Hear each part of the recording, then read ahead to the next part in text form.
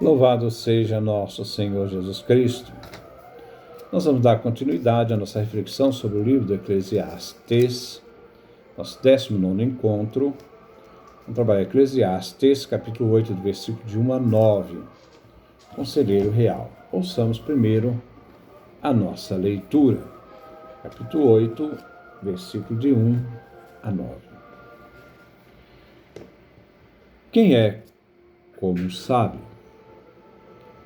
Quem sabe interpretar um assunto? A sabedoria serena o rosto do homem, mudando-lhe a dureza do semblante. Eu digo, cumpre o mandato do rei, pois jurastes diante de Deus. Não te perturbes diante dele, mas cede. Não resistas à sua ameaça, porque pode cumpri-la. A palavra do rei é soberana. Quem lhe pedirá contas do que faz? Quem cumpre seus mandatos não sofrerá nenhum mal. O sábio atina com o momento e o método, pois cada assunto tem seu momento e seu método. O homem está exposto a muitos males, porque não sabe o que vai acontecer e ninguém lhe informa o que vai suceder. O homem não é dono de sua vida, nem pode encarcerar seu alento, seu espírito. Não é dono do dia da morte, nem pode livrar-se da guerra. Nem a maldade livrará seu dono. Tudo isso notei, observando o que acontece sob o sol, enquanto o homem domina outro para seu próprio mal. Versículo 1. Quem é como o sábio? Quem sabe interpretar um assunto? A sabedoria serena o rosto do homem, mudando-lhe a dureza do semblante. Coelete trabalha o tema da sabedoria tradicional, que é objeto de todos os elogios. Quem é o sábio? Ele quer acentuar a importância que o autor do Eclesiastes dá à sua busca. O sábio é aquele que conhece a interpretação de um assunto, aquele que conhece seu sentido e solução. Agora vamos ver que tem limites. Antes de Coelete em Israel, esta função era realizada pelos profetas. Eles eram intérpretes dos assuntos e eventos em Israel. Eles decifravam os fatos históricos e a vontade de Javé Deus. Eles interpretavam os sinais dos tempos. Mas na época de Coelete, não mais haviam profetas e eram os sábios que interpretavam os assuntos. Quem são os sábios? Onde estão e como os identificar? A sabedoria é como a luz, que vem manifestada em seu resplendor, pois não se pode ocultar a luz, não se pode ocultar o sábio. É a sabedoria que faz o sábio. O sábio manifesta a sabedoria em seu semblante. O rosto é espelho da alma. A sabedoria, assim, é a fonte de luz dentro do sábio. Por isso, em Jó, se afirma que a sabedoria do homem ilumina seu rosto. Jó, capítulo 29, versículo 24. O sábio é aquele que é capaz de dar resposta às situações difíceis e comprometidas pela vida. É aquele que pode mudar a rigidez e a dureza do gesto na doçura e na paz do seu semblante, que é a manifestação externa do equilíbrio interno em razão da segurança encontrada pela sabedoria. Versículo 2. Eu digo, cumpre o mandato do rei, pois juraste diante de Deus. Coeret inicia com eu digo. Este conselho é próprio do autor e vem dirigido a um leitor ou aluno. Naquela época, se deveria levar a sério tudo o que se referia ao rei e sua soberania, mesmo os lugares mais afastados da sede do rei. O rei na época era um tirano, com quem não se podia entrar em conflito. E é por isso que Coeret aconselha, cumpre, observa o mandato do rei. Tudo o que vem dele, motivo da observância religioso, jurasses diante de Deus. É o juramento de fidelidade e lealdade que era necessário para exercer qualquer cargo público. Naquele tempo, havia doutrina sobre a origem divina do poder real comum naquela época. Versículo 3. Não te perturbes diante dele, mas cede. Não resistas à sua ameaça, porque pode cumpri-la.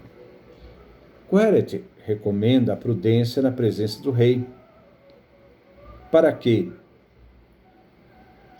não desperte a cólera do tirano. O súdito deve temer o capricho e as arbitrariedades do príncipe, do rei, que tinha poder absoluto. O sábio deve lisonjear o poderoso e se submeter totalmente a ele. Coeret diz que se deve obedecer o rei, pois quem não o faz pode perder tudo. As normas do rei são duras. O versículo diz, não se deve perturbar diante do rei. Então recomenda resignação, paciência diante do poderoso monarca. Depois acrescenta, a não resistir à ameaça do rei, a fim de não cair em desgraça, pois o rei pode fazer o que ele quiser. Versículo 4. A palavra do rei é soberana. Quem lhe pedirá contas do que faz?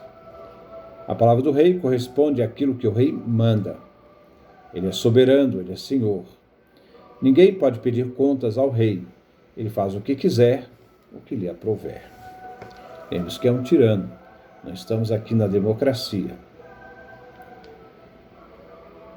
que deveria ser totalmente ao contrário. Versículo 5. Quem cumpre seus mandatos não sofrerá nenhum mal.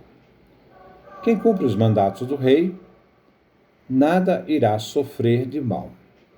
Coeret vive num mundo ordenado e quem obedece não tem o que temer nada diante da autoridade. Paulo confessa assim: os magistrados não estão para infundir temor em quem se comporta bem, mas em quem se comporta mal. Queres não ter medo da autoridade? Faz o bem e terás a sua aprovação, pois ela, a autoridade, é instrumento de Deus para ajudar a fazer o bem. Romanos capítulo 13, do versículo 3 a 4. O coração do sábio acerta com o momento e modo adequado, e por isso ele é sábio por excelência. Versículo 6. O sábio atina com o momento e o método, pois cada assunto tem seu momento e seu método. O homem está exposto a muitos males. Coeret volta ao tema do momento e do método. A grande aflição do ser humano é a sua ignorância sobre o futuro, e ninguém, incluindo o sábio, é autoridade nessa área. O ser humano vive sem cessar sob a ameaça do mal. Aqui o mal de ordem física. O grande mal que pesa sobre o homem faz parte de sua própria condição humana e vem relacionado, à pesada tarefa que Deus impôs a todo ser humano. Como vimos no Eclesiastes, capítulo 1, versículo 13, capítulo 3, versículo 10. Já que não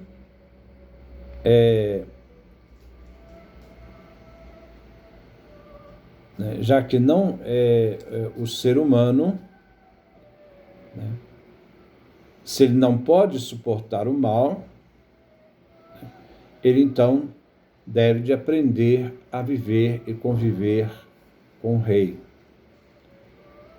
e ter o método para poder viver a vida.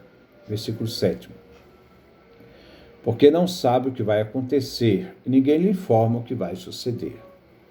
Ninguém tem autoridade do que vai acontecer no futuro.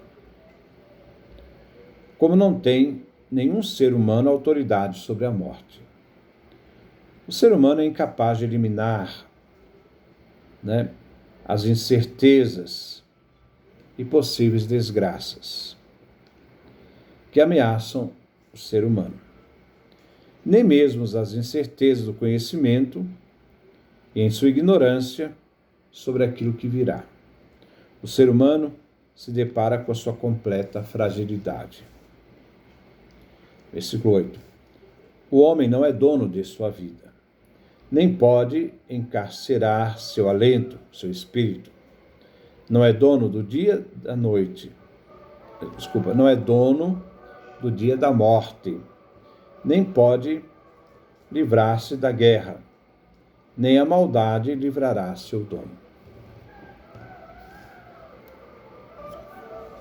A maldade transgride o estabelecido e transgride o que foi admitido por Deus, ou pelo ser humano, como norma e lei. O ser humano é livre para fazer o mal.